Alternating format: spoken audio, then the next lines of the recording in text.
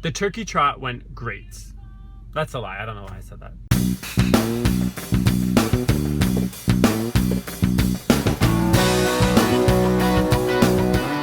Hey guys, welcome to week 13, I believe it is. So we have some information for you this week, all about the Turkey Trot, how those went, how I'm healing up.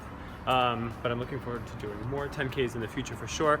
We're also going to be taking a look at the Brooks Seattle running shell, which is really great. I've gotten to try it out a few times, some first impressions of that. But if you want to see how everything's healing up and give me some suggestions on stuff, be sure to subscribe or comment below. So I totally blew my legs out, it felt like, after that Turkey Trot. It was great, but I definitely hurt my soleus a little bit on that left leg, which it was odd because usually it was on the right leg. I think what really happened is I just haven't taken much time off in a long time from running, and so this was a lot all at once. My average mile pace was about, I think it was 8:36 a mile. You can check it out on my Strava. That I attribute mostly to the fact that the Lakeshore Trail where I run here in Chicago is pretty much totally flat. I mean, very slight inclines, but basically the flattest thing I've ever run. And the Turkey Trot was not. It was pretty much gentle and, you know, easy, but rolling hills the whole time. That coupled with kind of my adrenaline and I was really looking at heart rate, trying to keep my heart rate in certain zones. So I couldn't push myself more than I wanted to. I think if I had, I would have been okay. I would have been able to get 8 minutes, but I adhered to what Brandon and I set up, and I'm happy with that, and I felt good at the end of it. I finished 6.2 miles and was like, oh, I could run more. I mean, 6.2 is the least I've run in a long time. So all in all, the Turkey Trot went well. I'm really looking forward to doing another 10K, which I actually trained for a 10K for. You guys are in line at Starbucks right now. I'm real excited.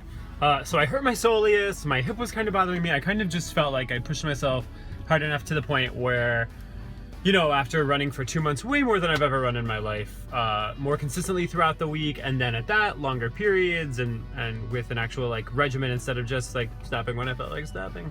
I think my body just needed a little break. So I took this past week off. Took it off, resting up, and honestly by the third day I felt like really good. Tomorrow I'm heading out on my first run in about a week. But yeah, so I'm excited for that. Hey guys, as I told you last week, today we're going to talk a little bit about this Brooks Seattle shell that I've got from them. It's a really great outer running layer. I've gone running in it a couple times already. Chicago's starting to kick up for the winter. I've had some snow, I've had a lot of rain, I've had some wind, and this layer's held up pretty well for me so far. Brooks touts it as being both wind and waterproof, including a 4-way stretch fabric, which they say is a semi-fitted jacket, and I would agree with that. I'm gonna put it on for you. I'm 6'3" to give you an idea of the fit. About 175 pounds, 31 inch waist. So it's already hard for me to find things that fit fittedly. Anyway, this jacket does a pretty good job. I have to say, I was surprised that the sleeve length was actually more than adequate. I actually had a little bit of extra hand cover, which I like personally when I'm going running, especially if I'm wearing gloves. I don't want that gap area. But it's semi-fitted, as you can see. There is an adjustable zip at the bottom here. Can you see that right there?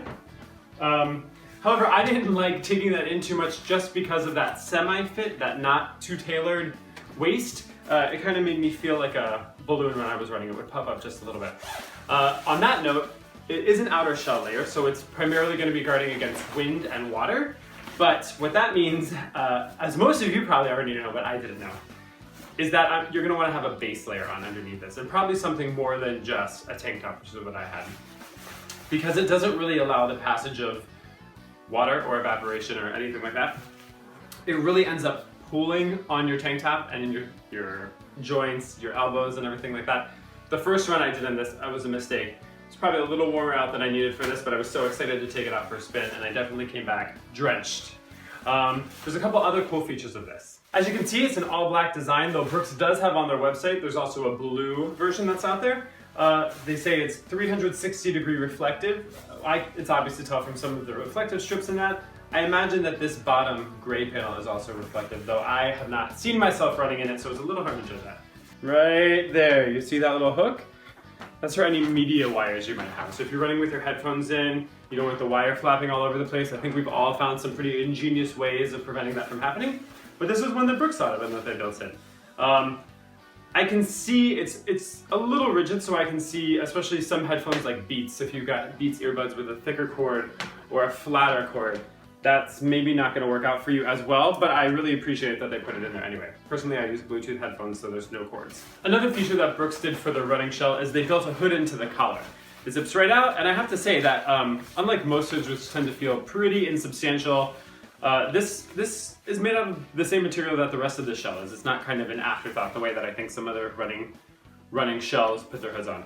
It has a little bit of elastic and again that reflective band around the outside, so I would imagine that this would work pretty well. Though, full disclosure, I have not tried it on myself yet. Another feature about this shell that I really liked was there's a lot of built-in pockets. There's a pocket on each side of the front, including a media pocket in the left chest area, which I don't really know who uses these media pockets. Maybe for tissues. I know my nose runs in the cold, but for actual media, I mean, I've got a 6 Plus phone. iPhone 6 Plus, and so that would definitely, I'm not even honestly sure that it would fit into this pocket, and if it did, I certainly wouldn't want it there while I was running. So I think these pockets are always a nice idea. I think they actually look nice on the front left side, but I don't find them particularly useful. Something that is useful, however, is that all the zippers are sealed. They all have this kind of protective water sealing over top of them.